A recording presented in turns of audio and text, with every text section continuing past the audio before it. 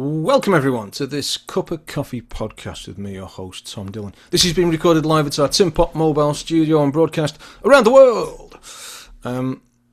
Today's topic is 50% uplift on purchase by restructuring what's already there using title splitting with the lovely Dan Matthews. Before we start, I'd like to say by way of a disclaimer that today is a wonderful discussion, but that nothing said here constitutes financial advice, and you should always take professional advice before investing your hard-earned cash. There may be the odd unplanned swear word along the way as well. The format for today is that Dan will speak to me for a little while, and then I'll fire some questions at him. So that's exciting, new and different, or in fact the same as always. In terms of Dan Matthews is a property investor and co-founder of Inspired Property Group.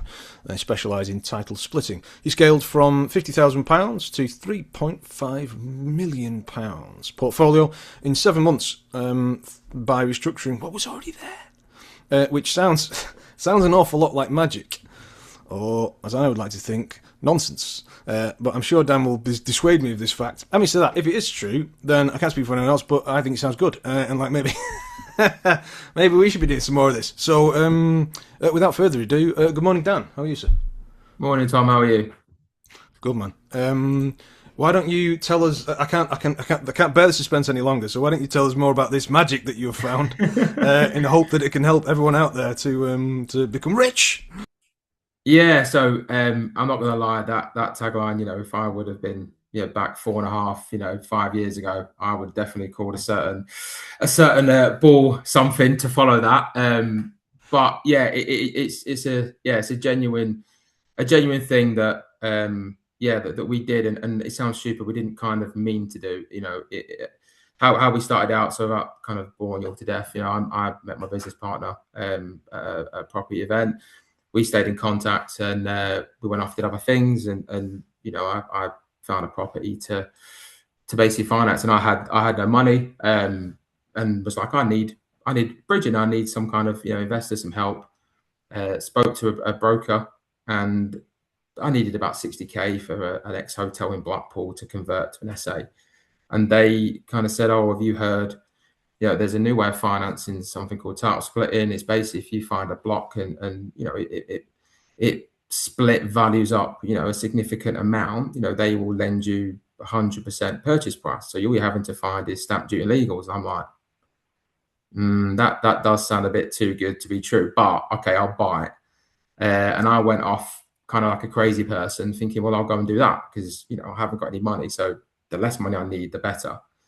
I went off and found kind of 4 blocks that I thought could work, and I went to Jonathan because, I trusted him, and he's completely different personality type to me. I could say he's the kind of, I'll say better half, however you want to call it, but his background, spreadsheets, he's the numbers, he's, the risk. And I also know that, I could trust him. If he said this was, rubbish, then I knew that, okay, then it is. He checked with some kind of really high kind of well-to-do and known property investors, and they were like, no, this is genuine. And again, I realized that I can't do this on my own, and I know what I'm good at, I know what I'm bad at, and John is good at all the things I'm bad at. And I just said to him, look, do you fancy having a go at this? You fancy seeing what happens? And John, unbeknownst to me, took voluntary redundancy, had a little bit of money aside, and he kind of, thank God, said, look, I'll put some money in to kind of get us moving. And we did the first one, had that vowed, and it didn't quite value up, and we were like, okay, licking our wounds a little bit. But we basically pulled apart the surveyor's report, and really kind of went to town on it to figure out, okay, let's take that to these 3. And we were confident that these 3 would work. And yeah, fast forward 7 months, we completed on 3 blocks on the same day. We bought them for 2.25 as they were, and split they were worth 3.5. So that is, I don't advise doing that. From kind of not being in property to doing that was extremely stressful, to say the least. But yeah, it proved the point that this can work. And from there, that's what we've created our, entire business from, and grown from there to, the point we own multiple blocks across the country, and um, have created other businesses from that, and obviously has put me in front of you today. Yeah, absolutely. Well, that sounds fascinating. That sounded like it was being sarcastic. No, no, Interesting, no. but Yeah. genuinely fascinating. So you're telling me if I go to a lender and say, and I realise it needs to be maybe a specialist lender who does this sort of thing, and say, hey, I found a block of flats here and they're for sale, or I've agreed a purchase, or whatever else, some sort of potential. And if I split the titles and whatnot, then I think they'll be worth a lot more. And if the bank agrees with you, they'll lend you 100% of the purchase price. Is that what you're telling me? Yeah, so it's got to be, this is why I say, 50%. So we today, everything that we own, or we've kind of packaged on for our clients and investors, has never been less than a 50% uplift on purchase. And that's with no refurb, no development, no planning. And the reason is because that, to get 100% of purchase price, the bridging lender will give you, around kind of 75% gross, between 65 and 70% net. So when you work it back, we know that around 50% and above, that will get you 100% of purchase price funding. Plus, with the bridging costs and going to term lending, there's a much higher possibility of pulling out all your money. So that's what we do as well, is, we pull out all our money. We've never left in any money in any deal that we currently have done or own to date. And again, purely the fact that we didn't have any money that we could leave in. So for us, it was trying to do everything that we could that would cost us the least. But also, if we had 50K and we had to leave in 50K, that's us dead in the water.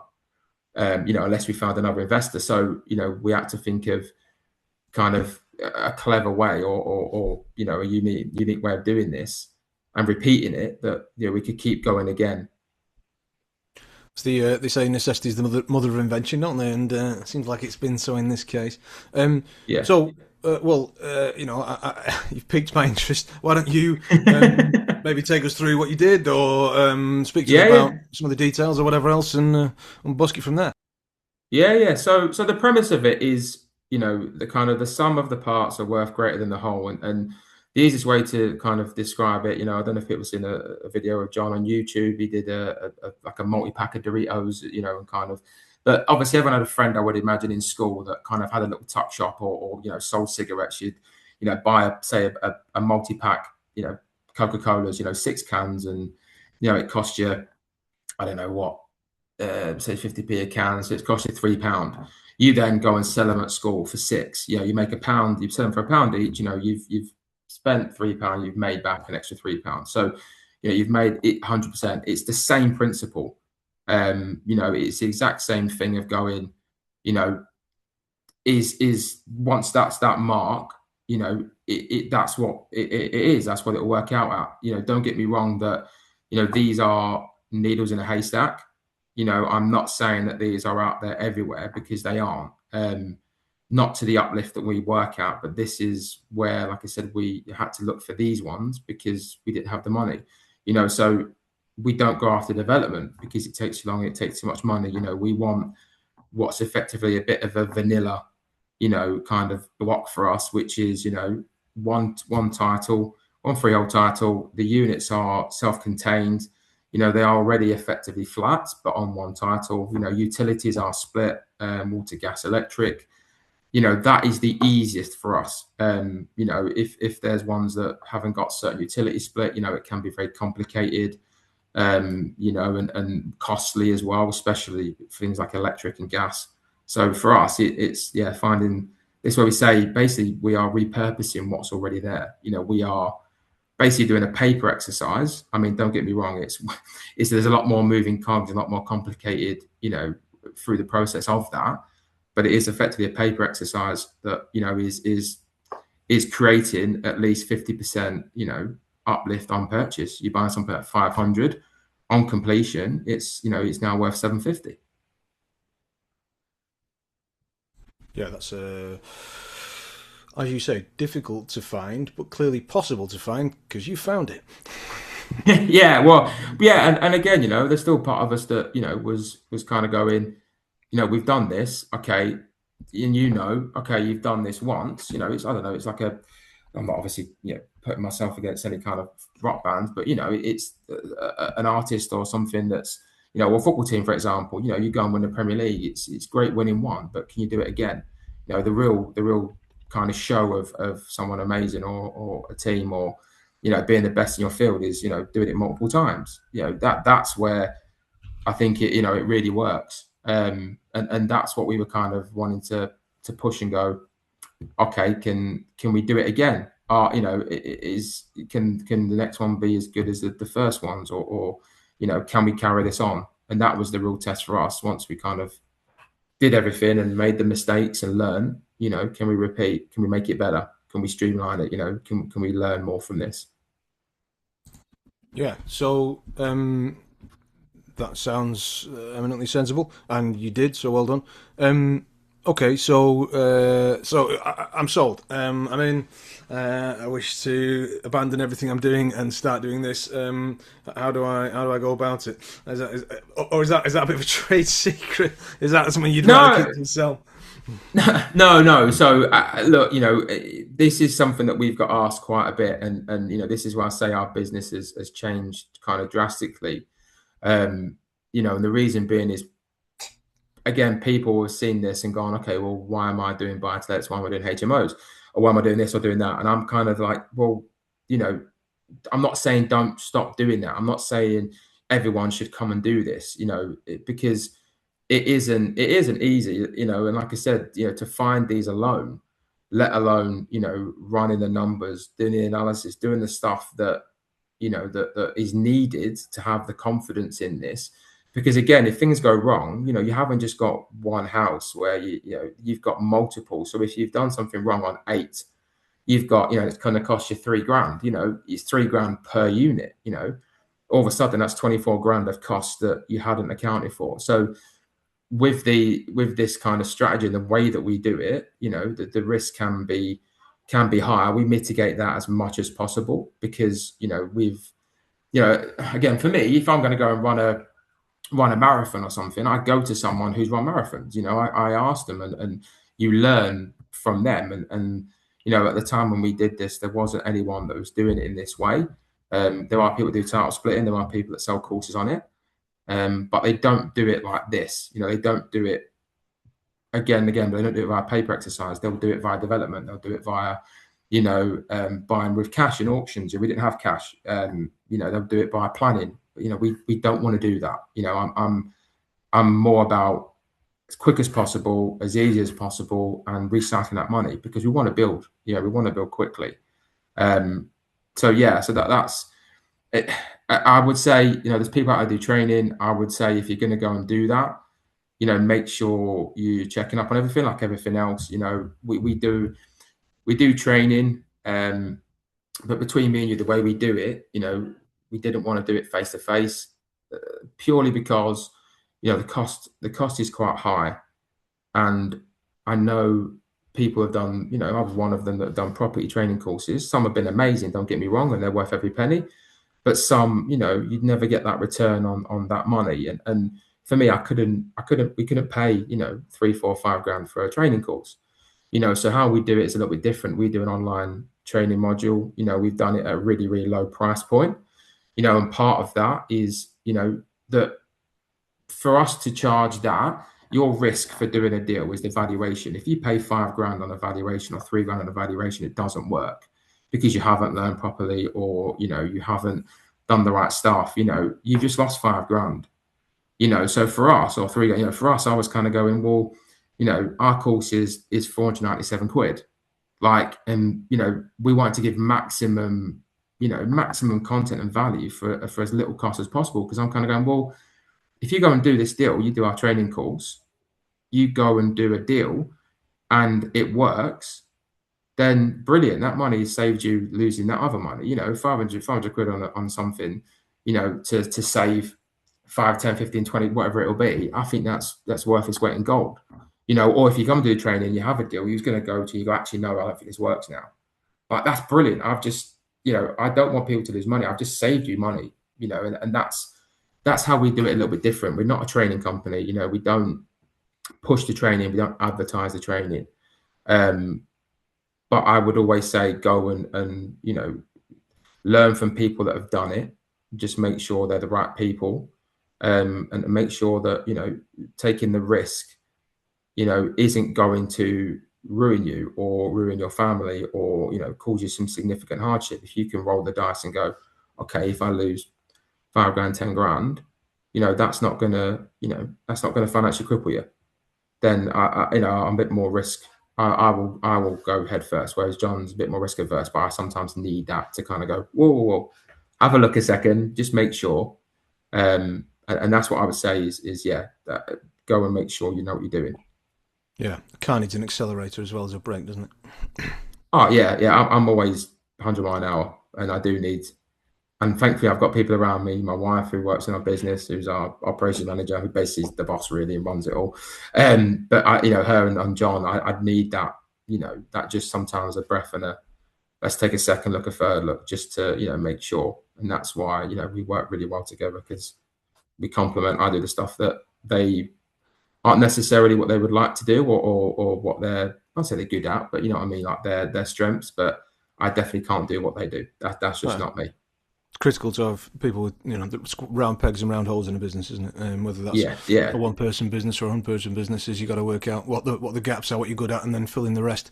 I imagine that a lot of people are listening or listening to this or watching and thinking, oh, that's good. You know, give us some detail. So can you give us some detail? Give us like an idea, review on what you've been doing, or break it down a little bit, or something like that.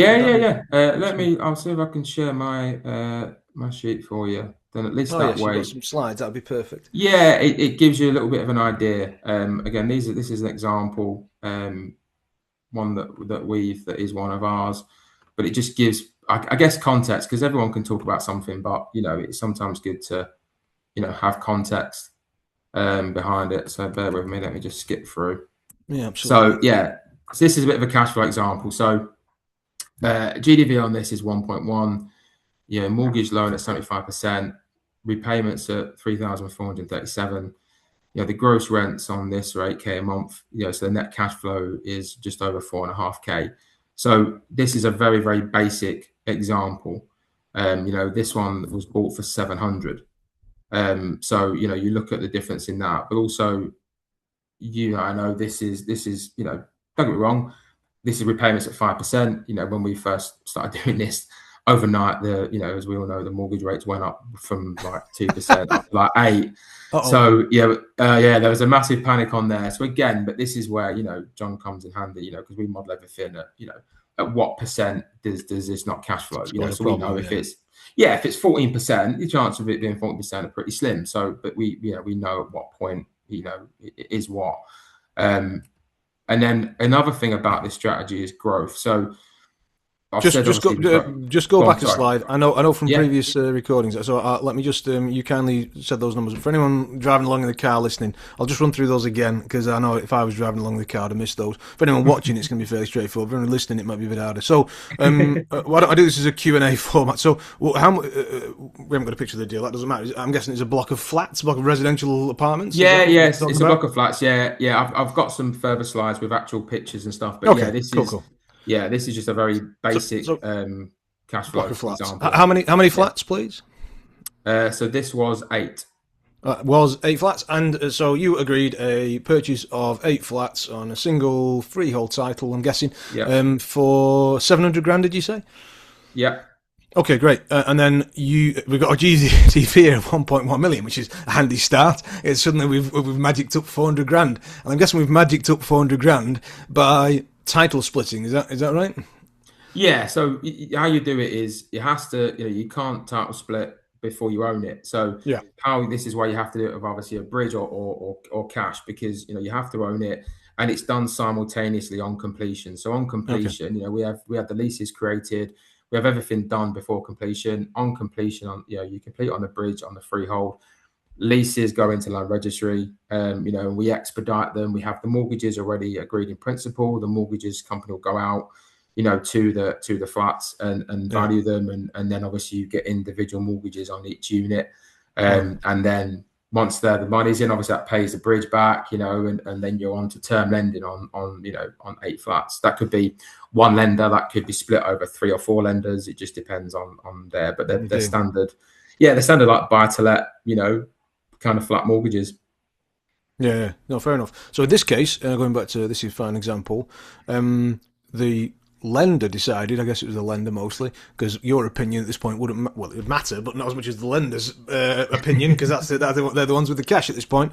They decided, this is worth 1.1 million, and as a result, over 8 loans, they're prepared to lend you 825 grand, which works out roughly 75%. Of the value of the building or apartments as they now are. Is that right? Yeah.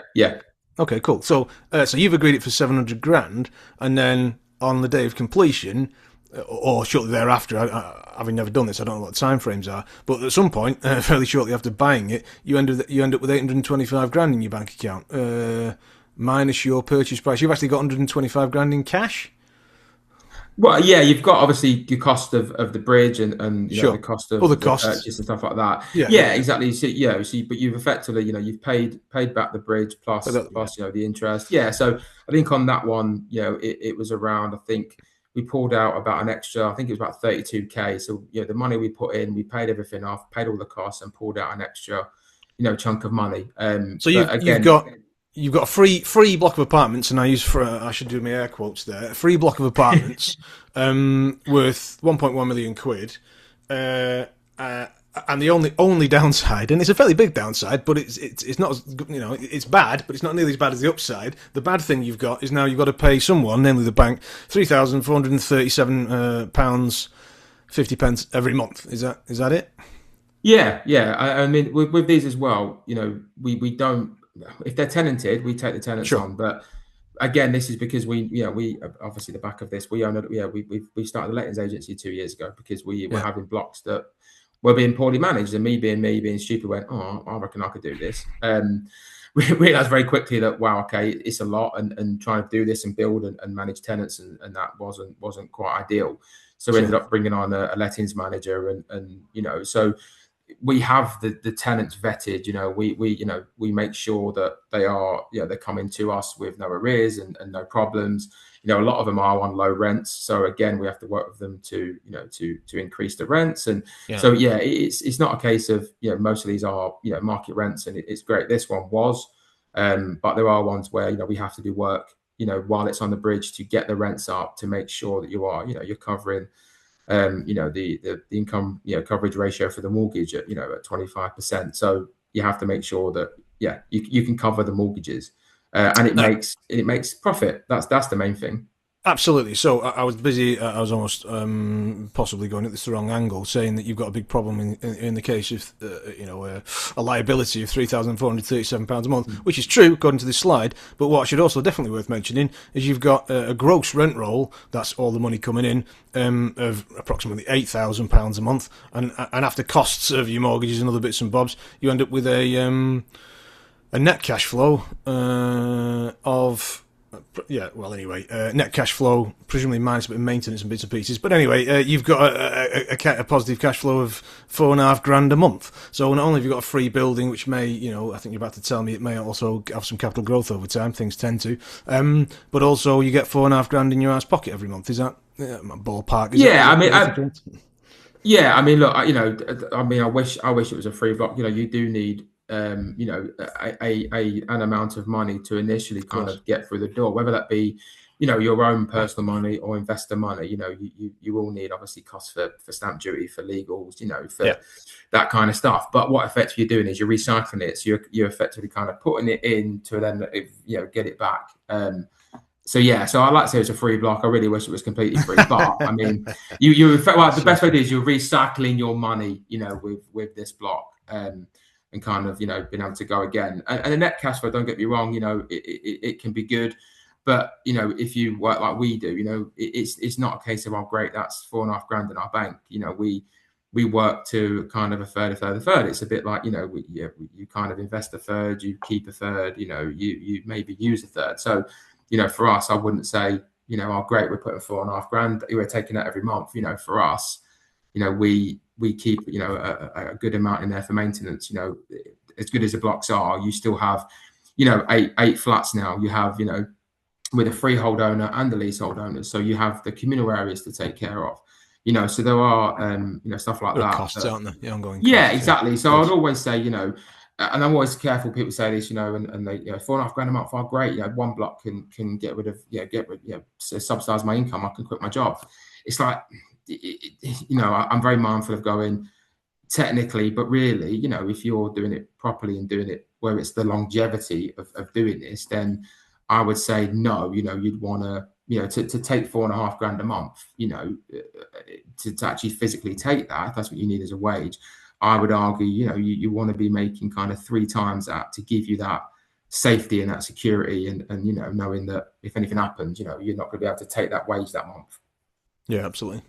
Yeah, you got to be prepared for a rainy day. Okay, excellent. I think we've rinsed that slide to death. What was the other one you were going to say? Yeah, so where this is a little bit more powerful, and this is where, I would kind of argue that there isn't a strategy like this that can give you the growth of this, is you get the cash, you get the net cash flow over a period of time, say 10 years, which is great. But the compounding interest and the stuff like that of holding this over time is where, where kind of the real power is. You're getting both. You're getting, massive kind of, growth, but you're also getting, cash flow as well. So with this block, again, as an example, if you go off of a very kind of respectable, 4% market growth and 3% rental increase, you're looking at asset value at year 10 around 1.565 million. You're going at year 10, you're looking at investment growth of 465,000. And in that time as well, you would have received 627,000 pound of rent over the same period. So that that property, I mean, don't get me wrong, that's equity, so it isn't something you can go, right, I'm just going to have it. But if you decided, right, I'm going to sell it at year 10, potentially, you've pulled out 465k, obviously minus, costs or stuff like that. But you've also had, 627k. So that block has give you, just kind of under a 1.1 million pound in that 10 years, effectively, roughly 100 grand a year is giving you, and that's where I think it can, it can be very powerful as a strategy. What's Gagar? I knew he was gonna ask for that. So I've never heard of Gagar before. No, so this is where I'm going to blame John, because John puts these in. I'm the wrong person to ask. So basically, it's about kind of the money put into the interest of the money effectively taken out. So it kind of shows a very, very, some people use ROCE and ROI and stuff like that. Right. But it's basically saying the kind of what you've put in, how it's kind of grown over time, the cash received. That's the kind of percentage increase over that period of time that that you've got kind of on your money, on your investment. For anyone listening rather than watching, what the slide says, one of the things it says is GAGR, which you might have heard of, but I've not. So that's what Gagar is. That's pretty exciting. What happens if the water starts rising and your flats go down? I suppose it's exactly the same problem that everyone else has got. I suppose, i.e. anyone who's bought a single let is exactly the same problem, but you've got it times 8. The upside of, so that's the downside. You've got the upsides and the downsides of property amplified by 8 in this example, or by 80 if you happen to buy 8 and get 80 of these flats. Would that be broadly accurate?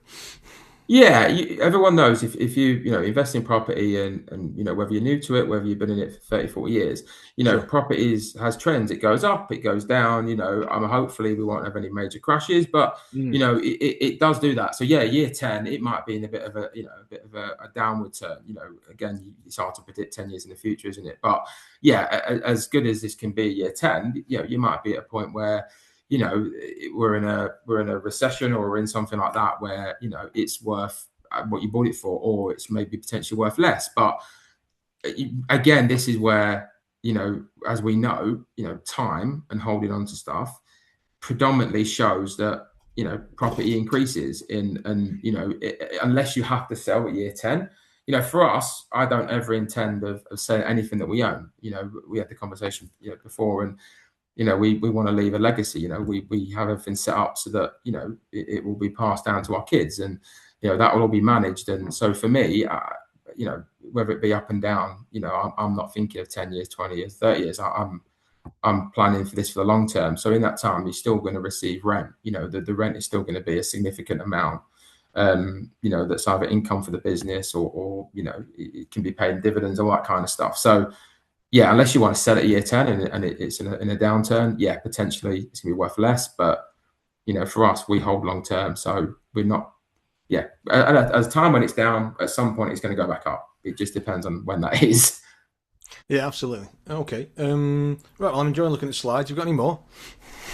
Uh, yeah. So I mean, again, I'll fly through some of them. So a little bit again with this, critical consideration. So you do need a business structure. This is kind of a bit of the, I'll say boring stuff, but this is the stuff that you have to make sure is right. You can't do this in your personal name. You have to have the right company structure. A group structure that you have an overriding kind of company, which we have, and then you have a freehold buying entity, and you also have a company that the leaseholds are then granted to. So that's how you're kind of the freehold owners and the leasehold owners. That has to be set up right, for the way, for this to be done properly, but also for tax and accounting purposes. Again, you can't do this. So some people come to us that have got blocked on a mortgage and go, oh, I think this could be good split. Again, mortgages, they won't want to, change because they're lending on what it is and you're changing it. So their security is under risk. You can get something called a deed of parts. But again, I wouldn't imagine there's a mortgage company that would ever do that. So the only way to do it would be in that scenario would be to bridge off of the mortgage, pay the mortgage down, go onto a bridge and do the split and then refinance. Or again, cash is effectively paying the mortgages off, doing the split and then refinancing. So again, there's only two ways. Bridging or cash is the only way to really do it. And again, with the split, has to be carried out by the legal owner, which is what I said. And again, has to be done by a team, a solicitor that knows what they're doing, that have done this before, that understand, the premise of this as well. And then, bank accounts, little things like that, again, that need to be done right and set up right, which again is pretty standard stuff. It's not, anything that people don't know.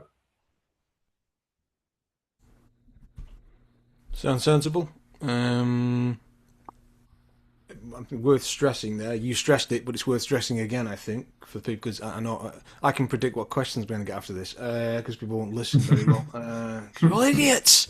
And one of the questions I'll definitely get is, "Oh, can I buy on a mortgage?" No. In order for this strategy to work, as Dan's outlining it at least, the way he does it is you need to purchase using bridging or cash, and the reason for that is that what's the reason for that, Dan? Why am I trying to say the reason? It's based down to lender security. So the lender is lending, all their risk is on this being a freehold block. If you then change it, it's now not a freehold block. It's a individual unit. So if they were then to try and call it in, it's not what it is they've lent on.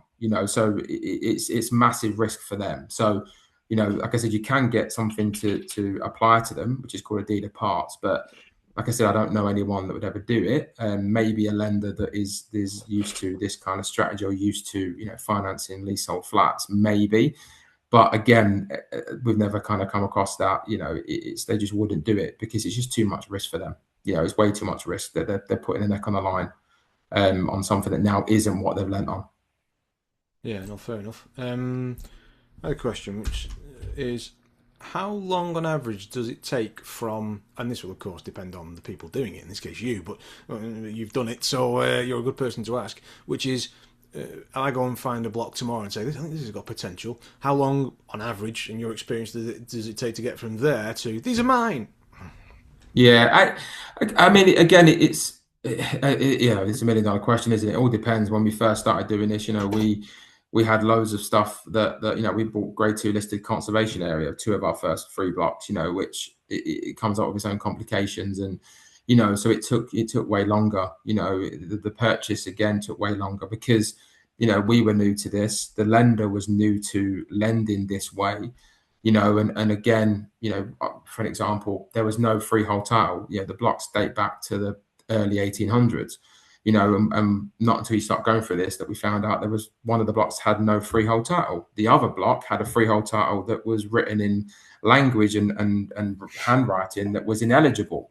So we had to pay to have someone write that up. Then we had to pay to have so that one was, they took really long. They were like 9 months to completion, and then it was like another 6 months to refinance. But from then, our quickest one was 6 months in and out. 3 months to purchase, 3 and a bit months to purchase, and 2 months or so to refinance. So again, that was a block of 5.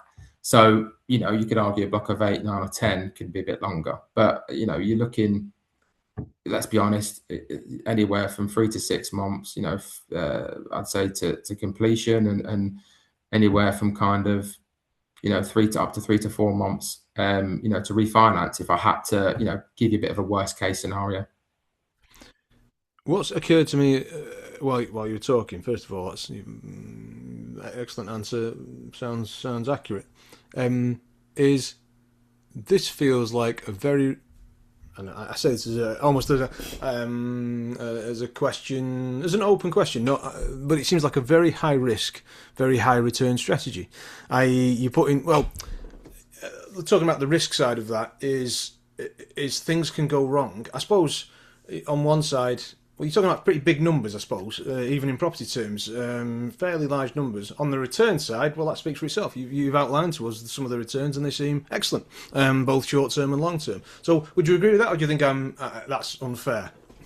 No, yeah. Look, there's huge risk, and there's also in some cases not huge risk. It depends on the deal. We've got some of the slides further down. We've got a block that we bought for 305. And it was worth 624, I think it was. So it's some of the blocks are big, some of the blocks. No, yeah, some of the blocks are smaller. The bonus of doing this is that, if you find a deal, you negotiate the price. Within the first 2 to 3 weeks, we have a valuer go out who gives you a red book, a RICS valuation on what it's worth as it is, what it's worth split. So you've got that at the start, whereas some strategies, you'll buy it, refurbish it, then get the mortgage lender out, and you're hoping they'll give you this for it, and they come down and go, no, it's worth this. The difference with this is you get it within that first kind of 4 weeks. So you have a red book valuation confirming the freehold value, the split value, and that's what the lender will lend you on, a RICS valuation of the split value. That's what they're lending you on. So you have that at the start. Your main risk is the valuation, because that's where you're putting 2, 3, 4, 5 grand on the line. And if it doesn't value up, then you don't get the money back. You go, oh, this doesn't work now. Well, I've just spent 5 grand. It's like, well, sorry, it doesn't work for you. That's Merry Christmas. Yeah, exactly. So your risk really at that point is that. Your risk after that is less, because you've got the lender comfortable. They're happy to lend on these terms. You'll have the application going through. You have the solicitor that, again, if you work with us, like, who's done this for every single block that we own, so the process is pretty straightforward. The risk is pretty low really from that point on, because if anyone was going to have problems or issues, it would be the lender, and if they have any questions and stuff, they're answered. And the bonus as well is, the lender is lending on something that is worth 50% plus more on completion. So their risk is minimal, because they're going, oh, it's 500 grand. But if anything goes wrong, they come and take this, it's worth 750.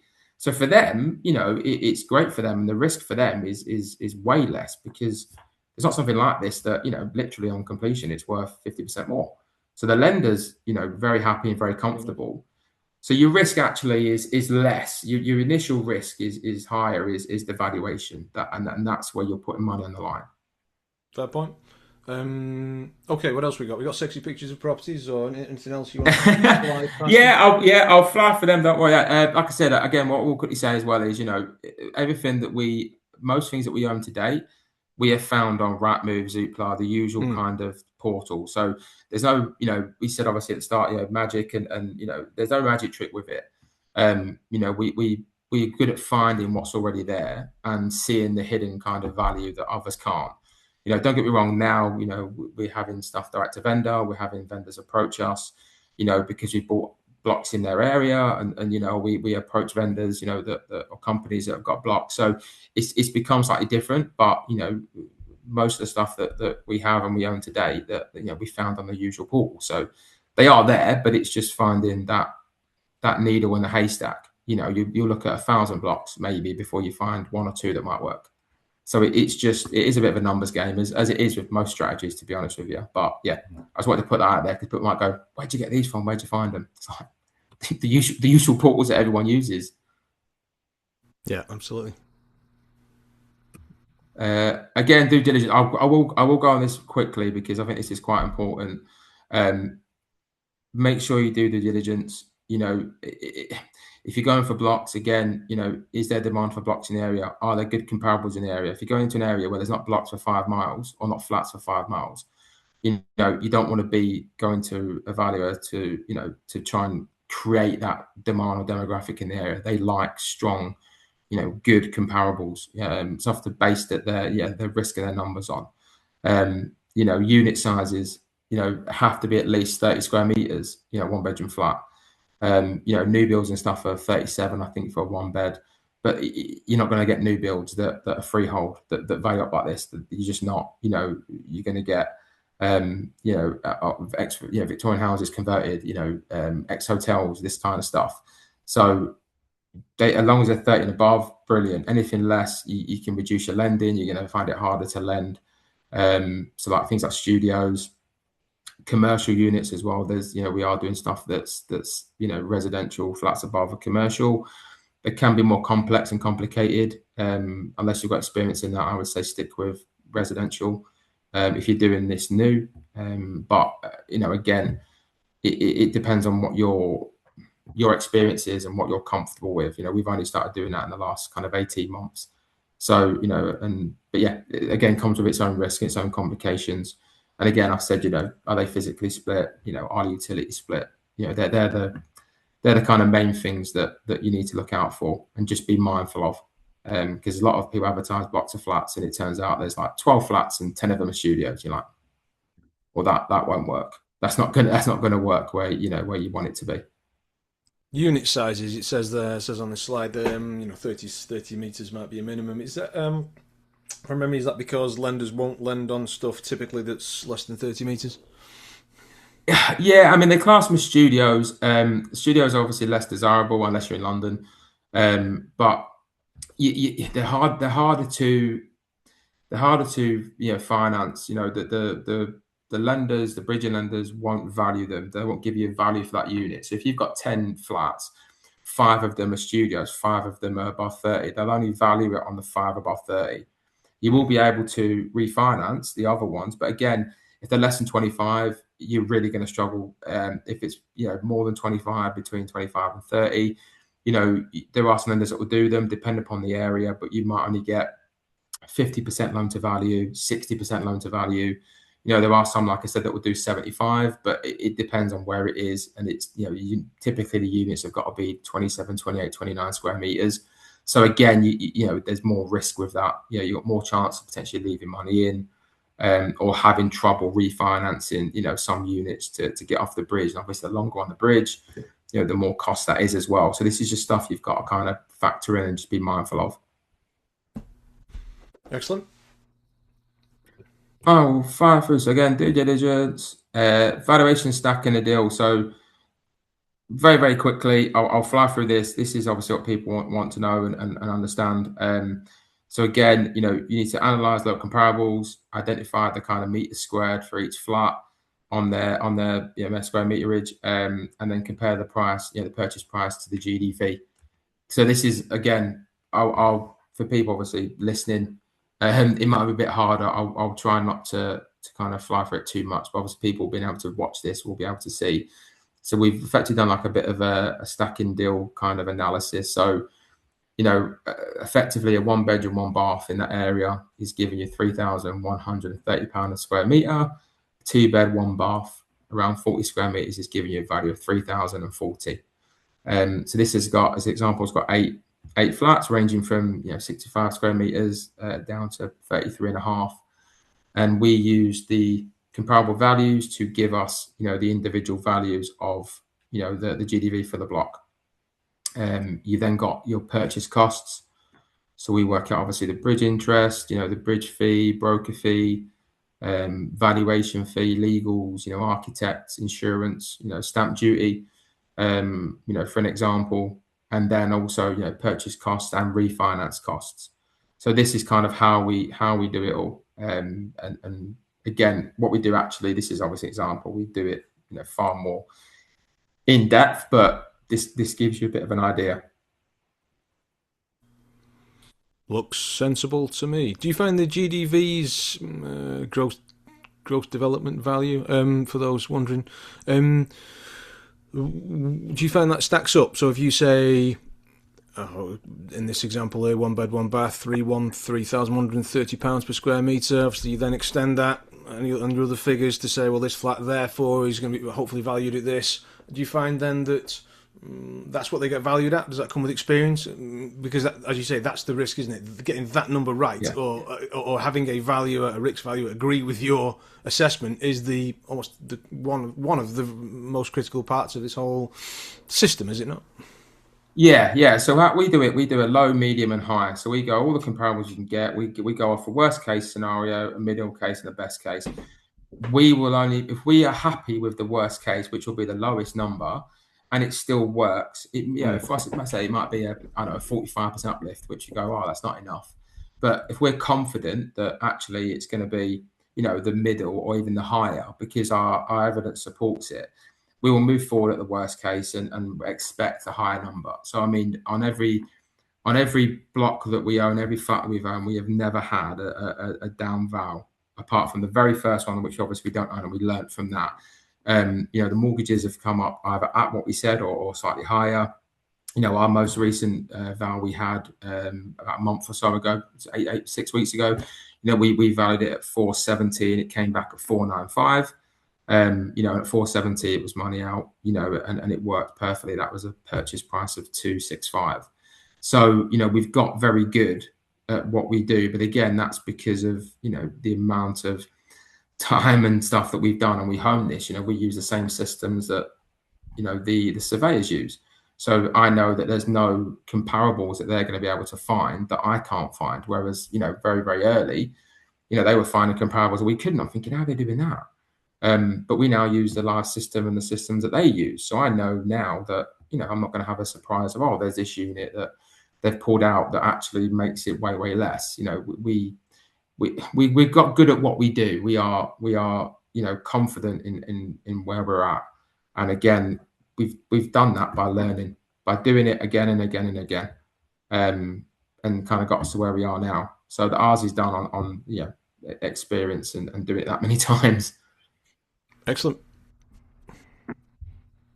So this is how, again, we work off of, this is worked backwards effectively. So on this, it's a 56% uplift.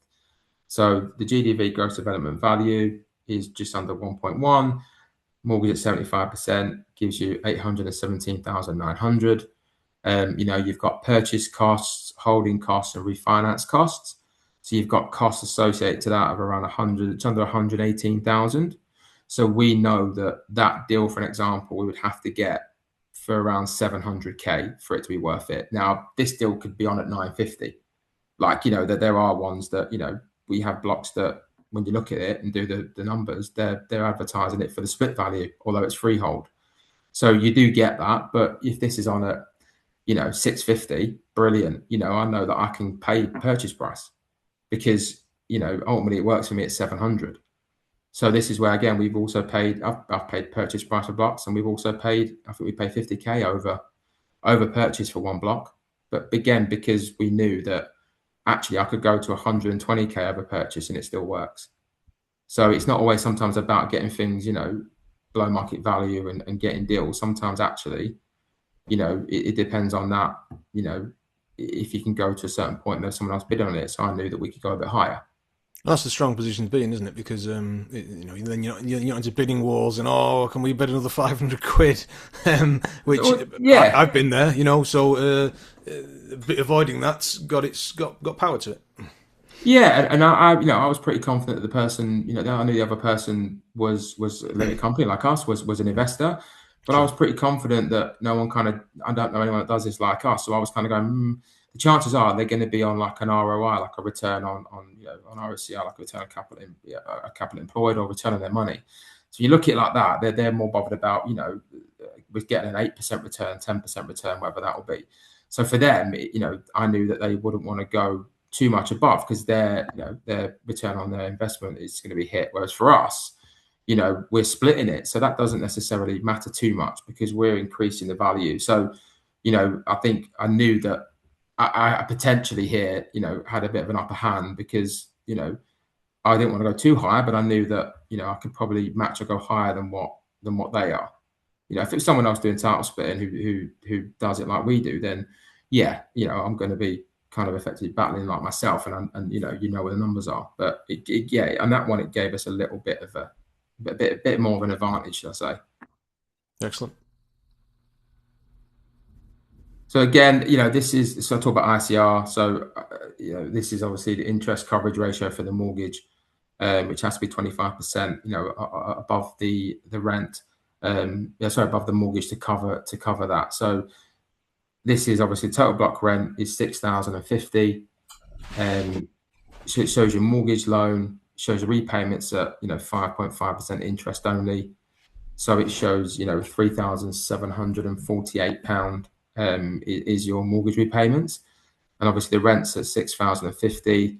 It gives you the ICR ratio at 61%. So that you're not going to have any problems with the mortgage risk being covered, because you're well above the percentage that they need.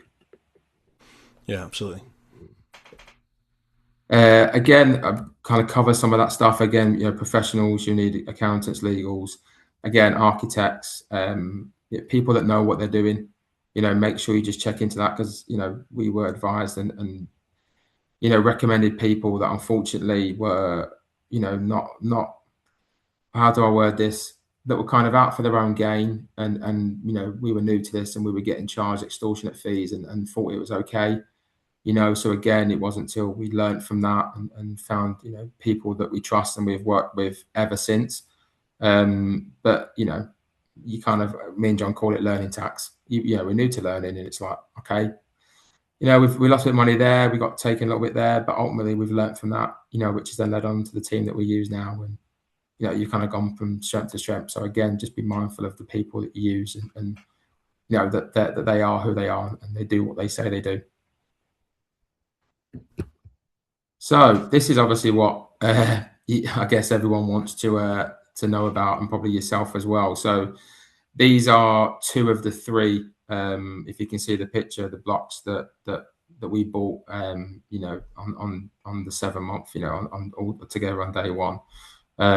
So there's me and John. If you can tell with my face, I'm quite a lot lighter from I was from there. Again, you could say it was the stress of being full time in property, but a little bit of that, but yeah, a little bit around health side of stuff. So ignore the much bigger picture of me there. So this is two of the blocks. I can barely see these buildings. Exactly, I'm obscuring the buildings. That's how big it was. So the purchase price on these two was 1.29. The post split valuation was 2.42. So again, these are the two out of the three that kind of launched what we do. Again, there wasn't any money left in the deal, no net cash flow. Bearing in mind that we actually refinance at 65% loan to value, not 75. So our risk and we weren't too over leveraged. We're not over leveraged on massive kind of on blocks and values. As you can see, they can be quite scary. So because it pulled all our money out, it made sense that to reduce the loan to value. Some people might not want to; they might want to do it at 75, which is fine. And pull out some extra money. But for us, it was, again, still quite new to this. Kind of having £5,000 a month net rather than less, or it was more comfortable for us. So Go on. for those listening rather than watching, these buildings are sort of, they remind me, they look Scottish to me. They look like kind of tenement type buildings. They're sort of four or five story, big Yeah, sandstone blocks is what they look like. Almost like yeah, terrace blocks joined together. yeah, they're Georgian. They're Georgian, but so it's Yeah, there basically you the go. same architect that everyone knows. Bath, beautiful area. Mm. There's a big kind of, I think it's called Regency Road or Regency Square, something like that. It's like a very very big semicircle of Georgian Yeah. built kind of, Royal yeah. Crescent, something It's like that, isn't it? that's the one. That's the one. Royal Crescent. Yeah. So it's the same architect that did them. Yeah, The same okay. person that did them did these on a smaller scale. So this is Somerset area. So there's like, I think it's 14 or 15 of them on a big curve. And this is two of them out of that. So yeah, they are beautiful. But again, these are ones that Creator listed, conservation area. Mm. No freehold title, no drawings. Yeah, came with its own complications. But huge learning curves. So you kind of take the good with the bad. Absolutely. So yeah, so again, that's the asset value. Again, this is assuming 4% market appreciation, 3% rent increase, and like we said before, yes, year 10 could be a downturn, it could be a recession, but you're going off a very respectable kind of belief that you're looking at asset value at year 10 around 3.7, just over 3.7 million. And in that time as well, the rental income, you've earned just under 720K. So again, you look at the compounding interest with that, again, what could that be worth in 20 years, 30 years? That's where the real kind of power of something like this, can do for you, not only just the cash flow. And again, like I said, Absolutely. no refurb. Yeah. Okay. I've got a few questions to round up. Is there anything else you wanted to share with us on the slides before I get into the Do you, final? do you want me to share you? I'll share you one of our little ones because Oh obviously yeah, that'd be nice. the numbers are big. Yeah, the numbers are big, and they can be scary. Don't get me wrong. I didn't have I was driving to do these viewings in a £500 car. Like I couldn't afford it to rent one of the flats, let alone buy it. But Sure. it's so the numbers can be quite scary. So this is actually, ironically, a small block, but one of our biggest uplifts. Mm. And this come about because we own the block 3 or 4 doors down. So we this come up. We got in touch with the vendor, and we kind of sorted it out. So I knew it was up for way more than the 305, but I knew what we bought. They knew what we bought ours for. They knew of us because of the previous owners lived there all his life. So it gave us quite a good negotiating power. So we got this block for 305K. The post-split valuation was 624.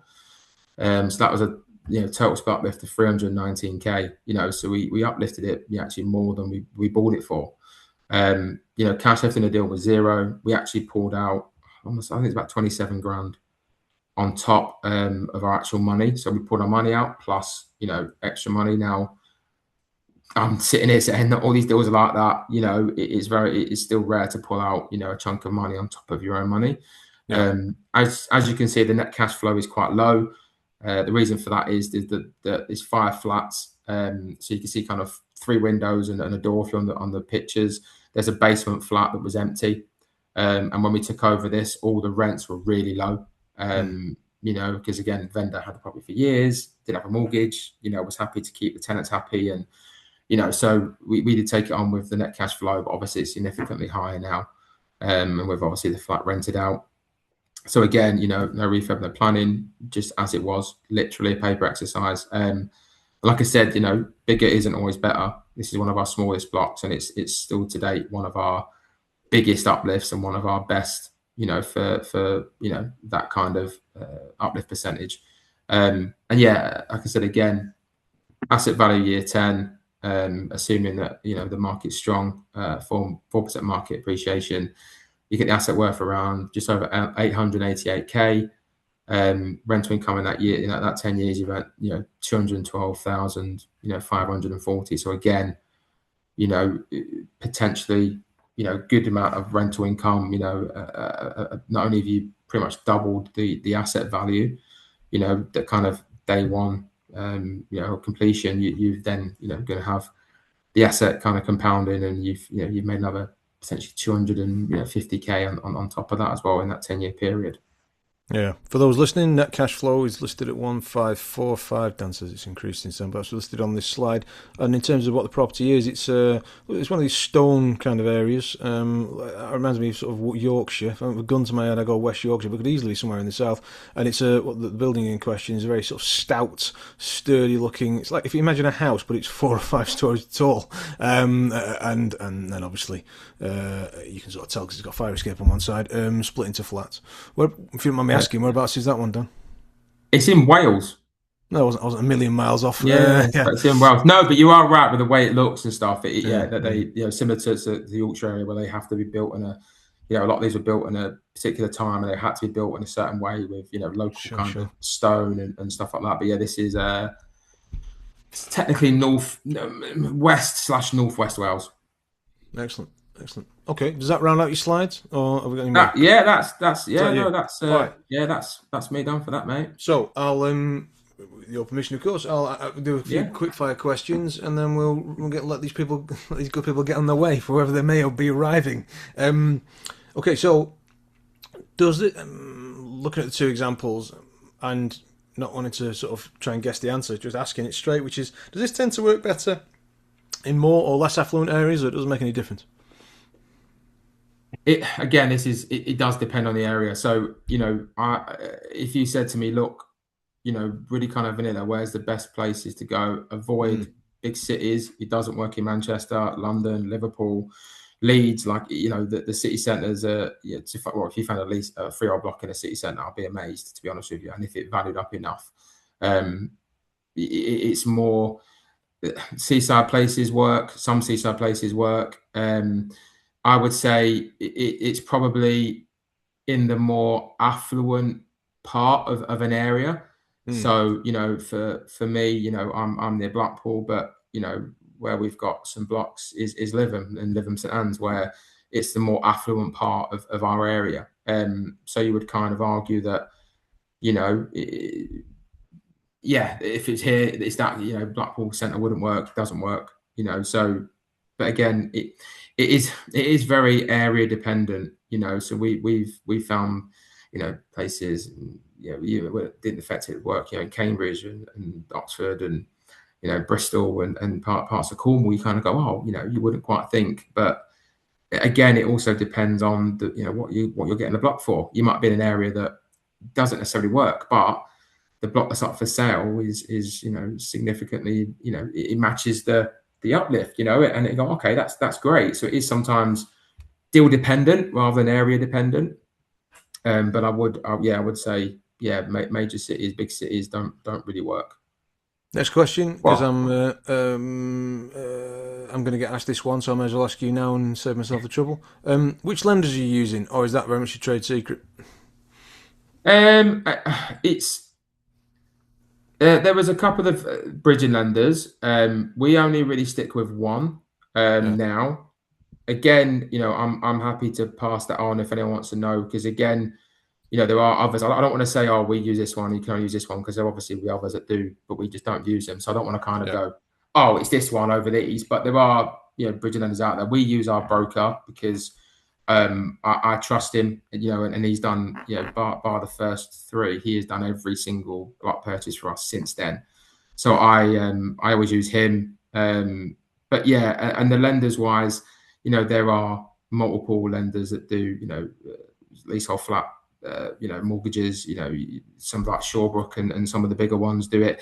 You're not really going to be able to go to like the likes of your normal kind of high street banks like, Santander, Halifax. It's not really for them. It's more really for mortgage companies that I see more mortgage companies than banks, if I'm honest, really. So you like to Shawbrook and things like Lend Invest and them kind of people will do the mortgages and that side of stuff. But we still do use a broker though, to be fair. Would Aldermore do it? Are they on the list? I believe that's not one that we've used. I believe they do. But again, it's not one that I can sit and go, oh, we have a mortgage with them. But again, I would imagine that they will do it. Obviously, it depends on sometimes rates and all that kind of stuff as well. That you might pick one over the other. Sure. So, old Dan over here is doing very nicely. So why on earth are you coming on here telling us about this and drumming up more competition for your business? What are you looking for? Some investors for some deals? Why on earth are you on here? It, with kind of what we do, we built assets very quick, which is good. You know, people ask about this, and I get asked to do talks and I get asked to, present about it, and it's great. But obviously, it does raise a lot of questions sometimes, and sometimes more questions than I can answer.